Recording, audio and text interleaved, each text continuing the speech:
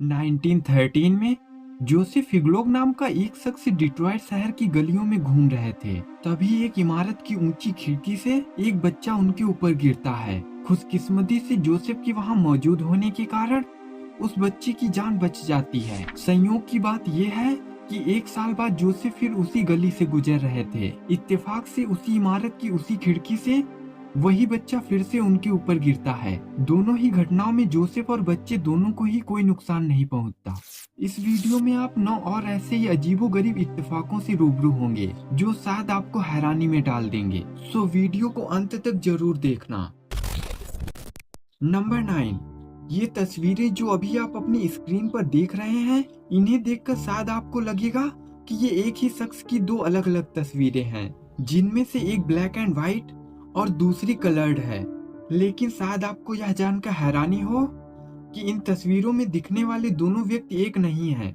Black and white तस्वीर में दिखाई देने वाले शख्स का नाम एंजो फरारी है, जो कि फरारी कंपनी के मालिक और एक कार रेसर हुआ करते थे, जिनकी मृत्यु अगस्त 1988 में हुई थी। जबकि कलर्ड फोटो में दिखाई देने वाले शख्स का नाम ओजिल है, जो कि एक जर्मन फुटबॉलर हुआ करते थे। इनका जन्म 15 अक्टूबर 1988 में हुआ था, यानी कि उसी वर्ष जिस वर्ष एंजो फरारी की मौत हुई थी। नंबर 8, 29 सितंबर 1888 की रात 8:30 पर कैथरीन एडो नाम की एक महिला लंदन की गली में नशे की हालत में पड़ी हुई थी, जिसे पुलिस अपनी कस्टडी में ले लेती है।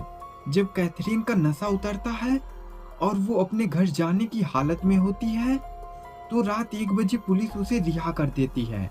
जाते वक्त कैथरीन पुलिस को अपना फेक नेम बताती है। वो पुलिस को अपना नाम मैरी कैली बताती है। अब उसी रात जब कैथरीन पुलिस स्टेशन से अपने घर की ओर निकलती है, तो रास्ते में ही उसका मर्डर हो जाता है।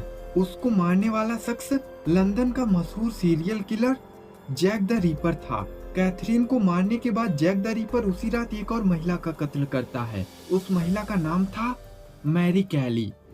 नंबर 7, टाइटैनिक डूबने से 14 साल पहले 1898 में मॉर्गन रॉबर्टसन नाम के एक लेखक ने एक नॉवेल लिखा था, जिसका नाम फुटिलिटी यानी कि the wreck of the Titan था। ये कहानी एक बड़े से समुद्री जहाज की थी, जिसका नाम टाइटन था, जो कि एक बड़े आइसबर्ग से टकराकर नॉर्थ अटलांटिक में डूब जाता है।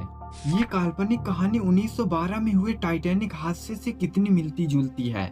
जैसे कि किताब वाले जहाज का नाम टाइटन था और रियल जहाज का नाम टाइटैनिक। दोनों अप्रैल के महीने में अपनी पहली यात्रा पर निकलते हैं। दोनों ही नॉर्थ अटलांटिक ओशियन में आइसबर्ग से टकराकर डूबते हैं और दोनों पर ही हजारों यात्रियों को बचाने के लिए पर्याप्त मात्रा में लाइफ बोट्स मौजूद नहीं थी। नंबर 6, मार्क ट्वेन एक महान राइटर थे। 1835 में जिन दिनों मार्क ट्वेन का जन्म हुआ था, उन दिनों हैली का धूमकेतु पृथ्वी से दिखाई दिया था। हैली का धूमकेतु हर 75 साल में पृथ्वी से नजर आता है। 1909 में अपनी मृत्यु के 1 साल पहले मार्क ट्वेन ने कहा था कि वे धूमकेतु के साथ आए थे और धूमकेतु के साथ ही जाएंगे, और उन्होंने ये भी कहा था कि ये मेरे जीवन की बड़ी निराशा होगी अगर मैं धूमकेतु के साथ नहीं गया। 1835 के बाद 20 अप्रैल 1910 को हैली का धूमकेतु फिर से पृथ्वी से नजर आया और इसके ठीक अगले ही दिन यानी कि 21 अप्रैल को मार्क ट्वेन इस दुनिया से चले गए। ये इतिहास के सबसे बड़े संयोगों में से एक था। वैसे हैली के धूमकेतु के बारे में मैं आपको बता दूं कि हैली का ये धूमकेतु आखिरी बार 1986 में दिखाई दिया था और ये अब 2061 में फिर से दिखाई देगा।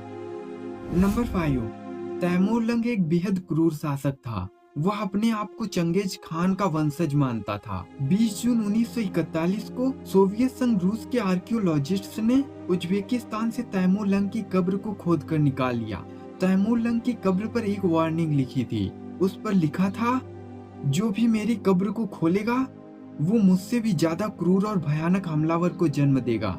सोवियत आर्कियोलॉजिस्ट तैमूर लंग की कब्र पर लिखी इस चेतावनी को अंधविश्वास मानकर नजरअंदाज कर देते हैं और वो कब्र को खोल देते हैं।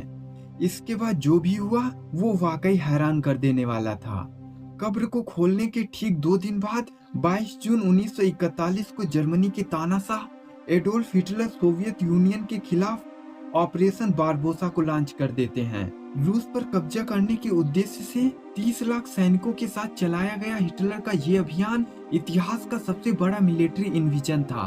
अब सवाल ये उठता है कि इसे महज एक इत्तेफाक माना जाए या फिर सच हुई एक डरावनी भविष्यवाणी। नंबर 4, 28 जुलाई 1914, वो दिन जब पहले विश्व युद्ध की घोषणा हुई थी और इसके लगभग 24 दिन बाद 21 अगस्त 1914 को पहले सैनिक जॉन पार्क की युद्ध में मौत हो गई थी। दूसरी ओर 11 नवंबर 1918 को इस युद्ध को खत्म करने की घोषणा होती है, मगर इस घोषणा से ठीक 90 मिनट पहले युद्ध के आखिरी सैनिक जॉर्ज एलियस की मौत हुई थी। अब एक इत्तेफाक देखिए कि दोनों सैनिकों की लाश को बेल्जियम के एक कब्रिस्तान में अगल बगल दफनाया गया। अब आप इससे पहले ये कहें कि शायद ऐसा जानबूझकर किया होगा, तो उससे पहले मैं आपको बता दूं कि ऐसा जानबूझकर बिल्कुल भी नहीं किया गया था, बल्कि ये महज एक संयोग था। नंबर 3, फ्रांस के राजा लुई 16वां जब छोटे थे तो एक ज्योतिषी ने उन्हें एक चेतावनी दी थी कि 21 तारीख उनके लिए बेहद खतरनाक है, और ज्योतिषी ने उन्हें ये सलाह दी थी कि वे हर महीने की 21 तारीख को बाहर ना जाएं और हो सके तो अपने सुरक्षा कर्मियों के साथ रहें। उस ज्योतिषी की चेतावनी ने युवा लड़के को बुरी तरह से डरा दिया था। वे 21 तारीख को किसी भी बड़े कार्यक्रम में भाग नहीं लेते थे और घर पर ही रहते थे। इतनी सावधानियों के बावजूद भी 21 तारीख को उनके साथ कई बड़े हादसे हुए थे, जैसे कि 21 जून 1791 को उन्हें उनकी रानी के साथ गिरफ्तार कर लिया गया और 21 जनवरी 1793 को उन्हें मृत्यु दंड दे दिया गया। नंबर 2, 1864 में अब्राहम लिंकन के बेटे रॉबर्ट लिंकन एक बार एक ट्रेन यात्रा के दौरान प्लेटफॉर्म से गिर गए थे और एडविन बूथ नाम के एक शख्स ने उनकी जान बचाई थी। इस घटना के कुछ ही महीने के बाद एडविन बूथ के भाई जॉन विल्क्स बूथ ने अब्राहम लिंकन की हत्या कर दी थी। नंबर 1, 1664 से 1820 के दौरान करीब 200 साल के टाइम पीरियड में वेल्स के तट पर एक ही स्थान पर 30 जहाज टकराकर नष्ट हो गए थे। अब हैरानी की बात यह है कि ये तीनों जहाज एक ही दिन 5 दिसंबर को ही नष्ट हुए थे और इन सभी पर जो शख्स जीवित बचे थे उनका नाम ह्यूज विलियम्स था। वैसे दोस्तों, इन कोइंसिडेंट्स के बारे में आपके क्या विचार हैं? हमें कमेंट में जरूर बताइएगा, और अगर वीडियो पसंद आई हो तो लाइक और दोस्तों के साथ शेयर जरूर कर देना। और हिस्ट्री से जुड़ी ऐसी ही अमेजिंग और इन्फॉर्मेटिव वीडियोज के लिए चैनल को सब्सक्राइब कर घंटी को दबाना बिल्कुल भी मत भूलना। मिलते हैं आपसे एक और नई वीडियो में। जय हिंद।